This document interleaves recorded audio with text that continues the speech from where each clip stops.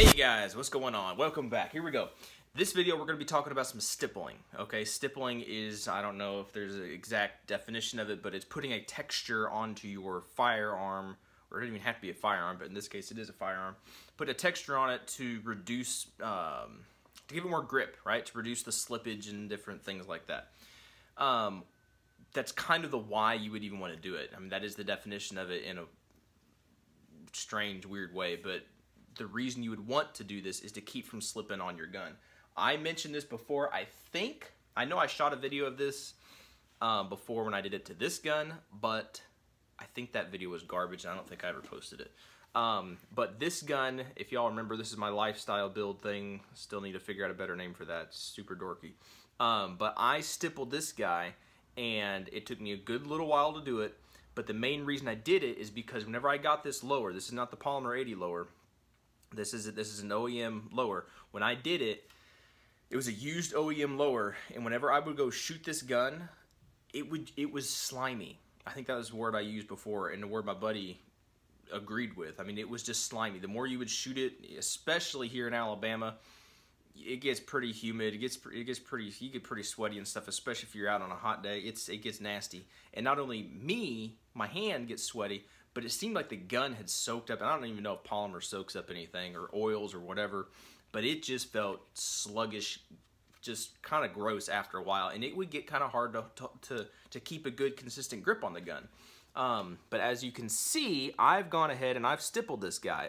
A very, I don't know if it'd be like a very fine stippling. It's super aggressive, but it's enough there that your hand has enough to grip and grab onto even when it gets wet and all that. So this gun is already done. We're going to do it to this gun right here, and this is the one I'm going to show you. This has some Talon grips on it, and we're going to take these things off, and we're going to kind of do the same thing we did to this guy. We're going to bring this little fellow into this little fellow's world, where see how this guy has no finger grooves. I've kind of shaved this back a little bit to get rid of the bumps and the different things back here. And then I kind of did a very small undercut. It was very small, and I'm probably going to redo this one. I don't know if you can see the difference there. Look at my eyeballs.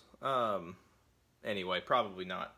But it kind of, this doesn't have an undercut at all. I'm going to give it a little bit of an undercut, cut off these finger bumps, shave this back here a little bit, and then we're going to give this a nice fine stippling. Now the tools that I use, again, this is my experience, my stuff. Other people are professionals, they do this for a living. I do it for a hobby basically.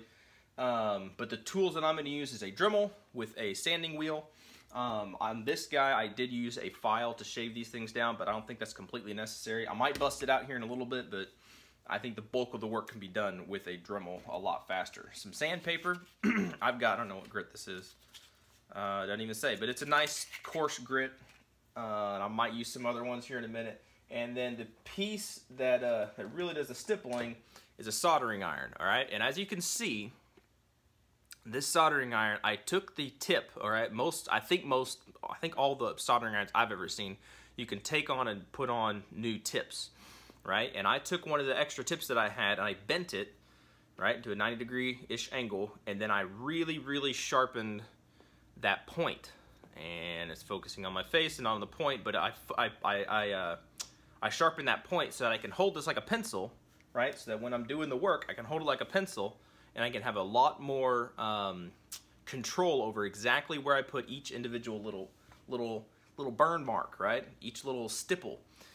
Because if you go after this without a bent tip, to me it's a pain in the butt. It's like trying to do fine work and not get tired, because this takes a while of just going straight up and down like this.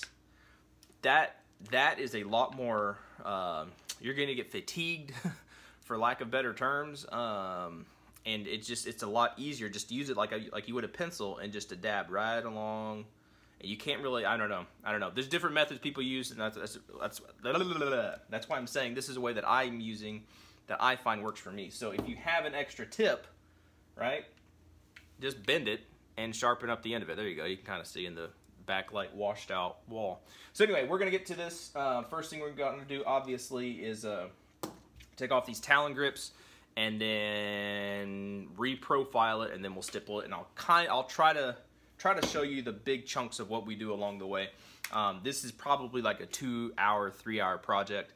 Not fast, especially if you're trying to go and I might try to roll in some actual pictures if you can't really tell the difference here. But if you can look at the stippling right here, right where the thumbs would go, right? That stippling is a lot deeper and a lot,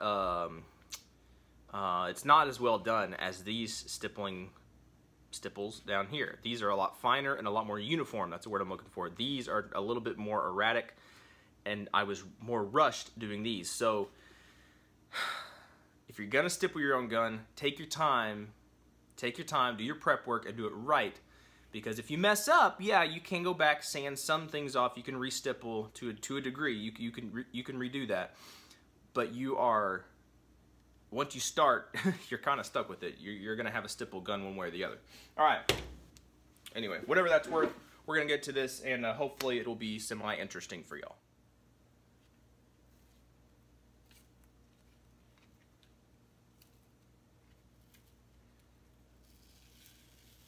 There we go.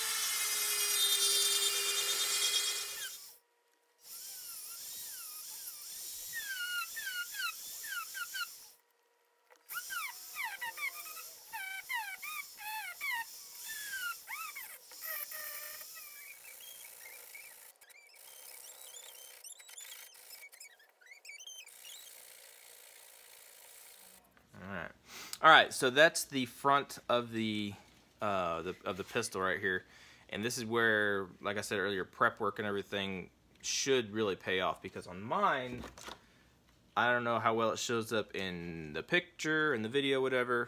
I have the autofocus on. Okay. You can kind of see where those grooves used to be, kind of, yeah, right there, and maybe a little bit right here. You can kind of see that because I did not cut those down as far as I should have.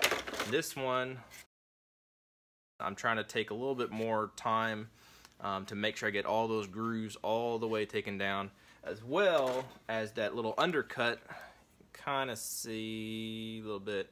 I did not do it as deep on mine, but on his I did it a little bit deeper, and all that does, my understanding of it, for one thing, it helps you not get the quote-unquote Glock knuckle, which is a real deal. I didn't know about that. But you will get a blister if you start shooting a whole lot with your Glock. It just rubs your knuckle wrong for most people. So that little undercut kind of helps that a little bit to alleviate that, but also helps you get a higher grip on the gun just a little bit. All the little things that kind of supposedly help you when they all get added up. But anyway, that's the front of the gun. I think we got the bumps taken off and the undercut done, and now the back part. We're just gonna kind of take off these nubs, these grooves, this texture thing. We need to take that down. And then what I'd like to try to do is to cut as much of this part back here, to cut it down, to kind of even out the angle of the pistol. Just a little bit. You can only do that so much because there's not a whole lot of material to remove, but that's kind of what I'm gonna try to do.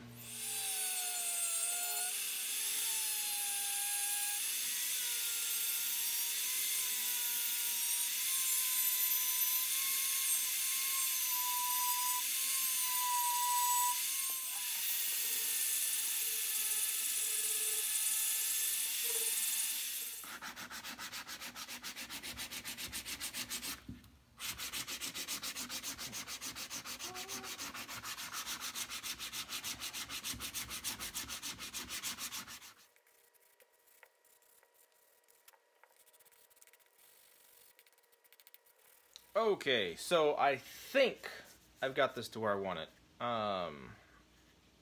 Yeah, I think. Anyway, there's a couple little bitty teeny tiny spots that I can see. I don't know if the camera will pick it up or not. But the stippling, since it melts the actual plastic or polymer, it's going to cover that up a lot better than what I did on mine. So I don't see any major veins back here where those ribs were. Maybe in the light you can kind of see it, but it's a lot better on this one than I did on that one. And in the undercut's definitely a little bit more pronounced, to where that actually fits a lot better. If you saw me bust out the sandpaper, I don't know what grit this stuff is again. 80. Okay, so 80 grit and whatever this is, 400 grit. This worked out a lot better than using the files. I used files last time, and it just took way longer. I don't know. It just didn't work as well. But some good coarse sandpaper and some fine sandpaper for cleaning everything up, that really, really helps. Because your Dremel will work for the vast majority of knocking everything down. But then you want to use that hand work or hand filing, whatever, to do the detail stuff, to get it smooth, to get it even. If you don't have it even, yeah, stippling can cover up some things, but it can also make some stuff stick out. So anyway, that I think is all the reprofiling that we need to do. As you can see, there's no finger grooves. We took off all the texture back here. This is really slick. One thing I wish I knew how to do, and I really don't, is, and I guess if I had a media blaster or something, I could do it, but especially with the undercut, because I'm not going to stipple, if this thing will focus, I am not going to stipple where the finger goes in here. That would be insanity. But it's not really picking it up. But the texture of a regular Glock, it's got like, I don't know if it's an eggshell-ish kind of thing. It's got a really, I don't know. It's got a texture to it, just very, very, very slightly. It's not slick like glass or whatever. It's got a little bit of a texture to it. And whenever you use a Dremel or sand or whatever, you're going to take that off and it's going to be a little bit shiny. So cosmetically, I wish I could clean that up and put a texture back on it. I really don't know how to do that without a media blaster or whatever. I really don't know how. So that's the only thing I can't tell you how to fix that, because I don't know how to fix that without additional tools or anything. So anyway, next thing, the longest thing is going to be to stipple it, and I'll try to walk y'all through that as best as I can.